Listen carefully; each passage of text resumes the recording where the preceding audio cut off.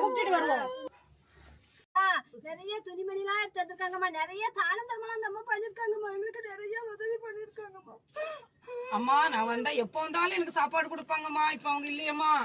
பாஸ்டர்மா எனக்கு புடவை எல்லாம் கொடுத்தாங்க. பாஸ்டர்மா நிறைய உதவி செஞ்சிருக்காங்க. பாஸ்டர்மா என் குழந்தைங்க செஞ்சிருக்காங்க. பாஸ்டர்மா எல்லாரும் கொஞ்சம் வெளில இருங்க, நான் உங்களுக்காக ஜெபம் பண்றேன். அநேகருக்கு பிரயோஜனமாய் இருந்த இந்த ஏழை விதவினுடைய ஜீவனை திரும்பமாய் இவர்களுக்குள்ளாய் தரும்படியாய் ஜெபிக்கிறேன் இயேசுவின் மூலம் பிதாவே, ஆமென்.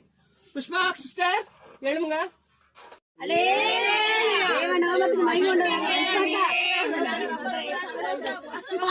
நன்றி. வாழ்கிறது நம்ம ஒரு வாழ்க்கை தான். அப்போஸ்தலர் நடவடிக்கைகள் 9ஆம் அதிகாரத்துல வாசிக்கும் போது தொற்கால் என்கிற தபித்தாள் பாருங்க, மரித்து போனாள் என்று சொன்னா அவள் ஜீவன் வேண்டும் என்று சொல்லி ஜனங்கள் கேட்டாங்களாம். திரும்பமாக அவள் உயிரோடு வந்து அநேகருக்கு ஆசீர்வாதமாக இருந்திருக்க கூடும். இன்றைக்கு நாம் ஆண்டவருக்காக எப்படி வாழ்கிறோம்?